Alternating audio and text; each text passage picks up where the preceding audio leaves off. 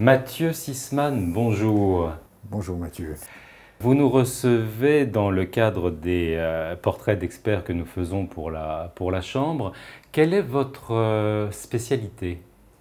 Alors notre spécialité à la Galerie Sisman, c'est la sculpture ancienne européenne du Moyen-Âge, de la Renaissance jusqu'au XVIIe. C'est un champ assez vaste qui en fait comprend toutes les grandes écoles européennes, du prémisse de la Romance, c'est-à-dire la renaissance de la sculpture en Occident, en traversant tous les âges gothiques, mais par différents pays, et donc par différentes cultures. La Renaissance italienne, qui elle aussi va diffuser dans toute l'Europe, et puis l'art classique et l'art baroque. On fait à peu près tout, on couvre à peu près l'intégralité du champ de la sculpture occidentale de cette époque. Vous ne faites que la sculpture? On est réellement spécialisé en sculpture, mais par curiosité et par goût, on va aller piquer quelques spécialités dans l'objet d'art. Comment devient-on expert dans un domaine aussi large? Tout d'abord, c'est une passion. Donc on entre par goût, véritablement, dans cette spécialité. J'ai trouvé que c'était un espace, un champ immense, assez peu cultivé finalement, où il y avait beaucoup d'espace pour découvrir de nouveaux objets, de nouveaux artistes, des croisements entre les pays et les cultures. Je trouvais ça extrêmement intéressant. C'est ça qui m'a permis de me tourner vers l'expertise, et particulièrement vers la CNES, mais on pourra en parler plus tard. Voilà. Vous avez voulu nous montrer deux œuvres pour illustrer votre propos. Je crois qu'elles sont derrière vous. En quoi sont-elles intéressantes du point de vue de l'expertise? Alors évidemment, le choix, c'est extrêmement compliqué. Pourquoi une œuvre plutôt qu'une autre? J'en ai pris deux. Une en terre cuite, mais qui ne ressemble pas à de la terre cuite, et une en pierre qui est un peu obtus, donc c'est toujours amusant quand c'est un peu obtus. Voilà, donc on a pris cette tête-là, c'est lourd, voilà, hop, qui est une tête en pierre calcaire très dure, qui n'est pas une pierre calcaire usuelle pour la sculpture. C'est-à-dire que quand on a l'habitude, en fait, et quand on connaît, on arrive à distinguer le type de pierre utilisée pour ces sculptures. Celle-ci est pleine de défauts et extrêmement dure. Donc, même à l'œil, on s'aperçoit qu'en fait, ce n'est pas une pierre conçue pour être sculptée. On est dans une sculpture qui est apparemment ancienne, et on se demande pourquoi il a choisi cette typologie de pierre. Donc, on s'est fait aider, parce que je n'ai pas réussi à trouver ce que c'était, pour trouver l'origine, et c'est une pierre de construction. Donc, pas utilisée pour la sculpture, ou très très peu, ou pour des pierres qui vont intégrer la construction, comme un portail. Et voilà, c'est pour ça que je voulais vous montrer celle-ci. En plus, elle est donc d'une matière inhabituelle. Stylistiquement, c'est un peu perturbant. Donc c'est la deuxième partie de l'analyse de l'expert. C'est le style quand même, donc pas seulement la matière. Elle a un petit bandeau. Et le petit bandeau, c'est une réminiscence de l'art antique. Donc, on est sur un art qui n'est pas antique, mais qui porte la culture, en fait.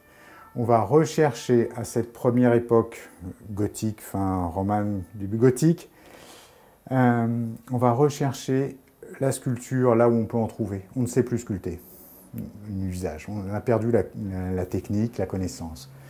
Donc, les modèles qu'on va avoir, ce sont des modèles antiques, qui restent éparpillés partout quand même. Il y a énormément d'antiquités en France, ça a quand même été un champ immense. Donc, on s'aperçoit qu'on utilise un petit bandeau de temps en temps, on trouve ça assez agréable. Donc, on va le réutiliser dans des sculptures qui, théoriquement, n'en ont pas, en fait. Il n'y a aucune raison qu'au XIIe siècle, on mette un petit bandeau dans les cheveux. Donc, ça va nous permettre d'aller vers la datation de la pièce. La pierre va nous donner l'endroit, le bandeau va nous donner une datation. Et puis après, on va avoir des éléments stylistiques plus ou moins fins qui nous permettent effectivement de voir voilà, les pupilles incisées, l'œil, le visage un peu plat.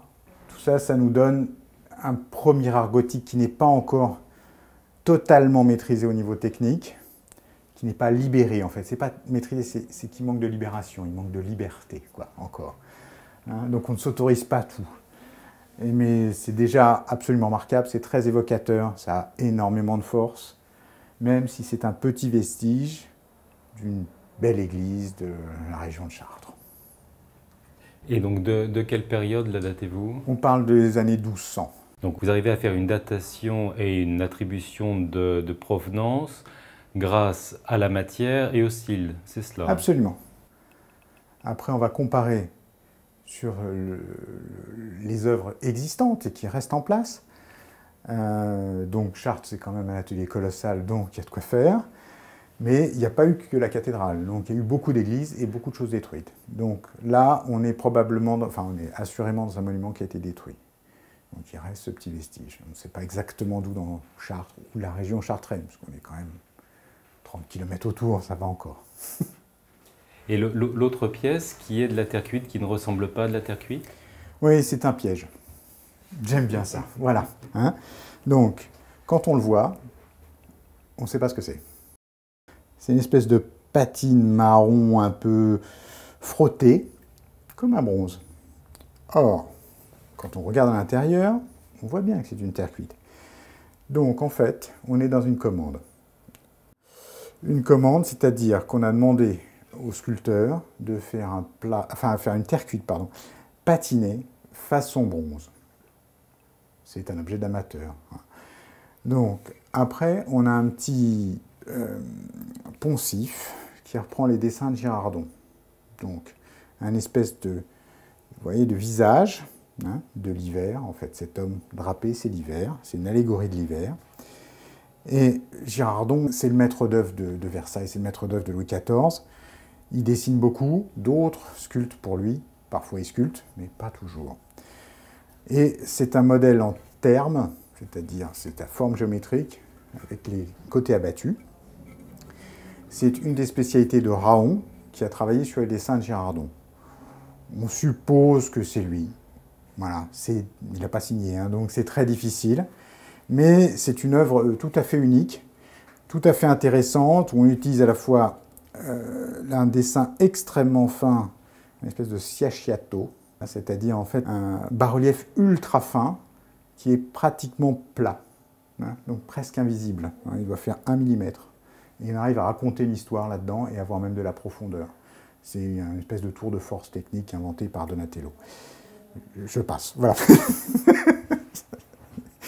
Et donc, on reprend donc le dessin d'un terme qui est à Versailles, en grand, en marbre colossal, qui est un modèle classique en fait, donc qu'on a réutilisé, mais particulièrement soigné ici. Donc, on peut très bien imaginer que ce soit pour une très grande collection d'un prince, ou peut-être même lié à la cour, et lié au roi, pour une petite collection de terre cuite, parce qu'on commence à collectionner les statues. C'est un moment où, de nouveau en France, on collectionne. Et puis ça va venir jusqu'au XVIIIe siècle, où là il y a nombre de très grands collectionneurs, et la terre cuite va atteindre une apogée. C'est passionnant. C'est sans fin. Y a-t-il beaucoup de faux ou de pièces qui sont attribuées à tort dans votre spécialité? Je pense qu'il y a beaucoup de choses mal attribuées. Oui, c'est vrai. Parce que le champ est compliqué. C'est-à-dire que, voilà, pour ces deux œuvres, pour prendre un exemple, j'ai eu beaucoup de temps pour les étudier. Donc, je peux les étudier à fond. Et en plus, la galerie Sisman, comme vous le savez, nous sommes plusieurs. Je ne suis plus tout seul, loin s'en faut. Donc, on peut chercher plus large, consulter aussi d'autres spécialistes, des gens des facultés, d'autres connaisseurs. Donc, on peut élargir notre connaissance un peu. Pas se limiter. Mais beaucoup d'objets sont forcément attribués à tort, ou mal attribués ou mal compris, parce qu'ils ne sont pas assez travaillés. D'accord. En termes de documentation, il y a beaucoup de choses, il y a autant que pour la peinture, ou c'est plus difficile à trouver? Alors, globalement, on peut dire que la sculpture et la peinture sont liées. De toute façon, elles sont liées historiquement, mais dans leur approche, dans leur connaissance, c'est la même chose. Par contre, le sculpteur est toujours un peu dévalorisé par rapport à l'intellectuel, qui est censé être le peintre. C'est un homme qui travaille avec ses mains, c'est beaucoup plus rude, c'est dur physiquement, et donc il est censé être moins brillant intellectuellement. Donc ça se ressent aussi en matière de littérature, on a beaucoup moins de choses, on a moins de produits, et en fait c'est plus difficile d'écrire sur la sculpture que sur la peinture. Donc il y a moins de savants, il y a moins de chercheurs, et donc moins de publications. C'est un domaine où il y a du coup plus de choses à découvrir aussi.